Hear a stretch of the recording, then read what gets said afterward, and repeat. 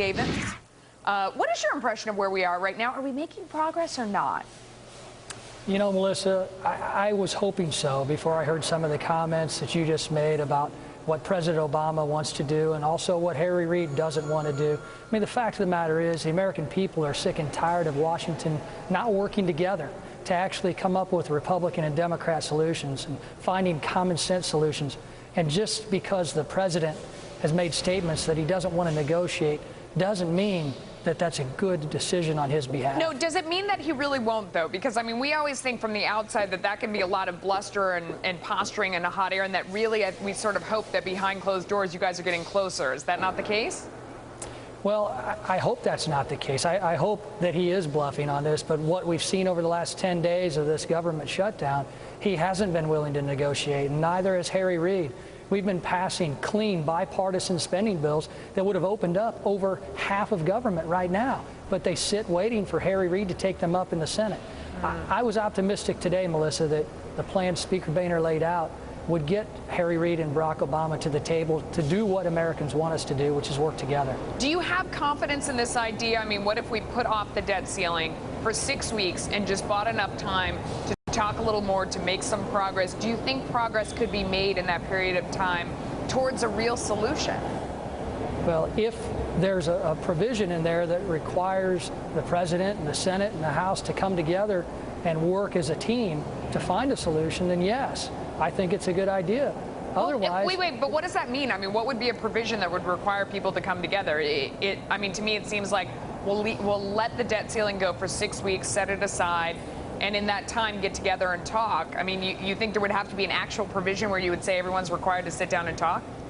Well, with the rhetoric that's coming out of the White House and the Senate right now, it may need to be. We may need to see conferees appointed or a group appointed to sit down and actually have those negotiations that the president says he doesn't want to have. Yeah, and if you're very cynical, you think that by putting it off for 6 weeks, we're just going to end up in the same spot that we are now, but with 6 weeks more of anticipation and the market being nervous. Could that be the case? Well, it very well could be. I think these artificial deadlines that America is now becoming numb to need to go away. And there's a better process. I remember when Congress used to work, when Washington wasn't broken. And we went through our constitutional appropriations process where we passed individual bills and had a better effect on policy. We're able to get toward a balanced budget and put a down payment on the national debt. We need to get back to that, Melissa. When was it that Washington wasn't broken, though? I mean, we've seen this happen before. I feel like for my entire life, people have been fighting in Washington, and it's been frustrating to the American public. Was there really a time when it wasn't like this? Yeah, I think so. I mean, there was still the fighting and debating that went on, but that's part of our system that our forefathers designed. But to be honest with you, think back to Bill Clinton and Newt Gingrich. I mean, they couldn't even get along on where to sit on Air Force One. But then they came together, they sat around a table and came up with the Balanced Budget Agreement of 1997, putting our country on a path to prosperity and beginning the process of actually working for America again. Well, they did, but they did shut down government before that. I mean, it did take a crisis to get them to that point. Let me ask you, if this date gets closer and closer, this October 17th, when we're going to hit the debt limit, there's a lot of debate about what actually happens on that day.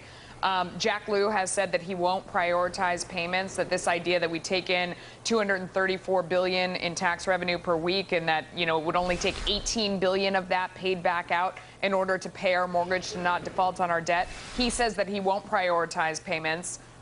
Goldman Sachs says it's believable that that's not possible with 4 million payments going out per day.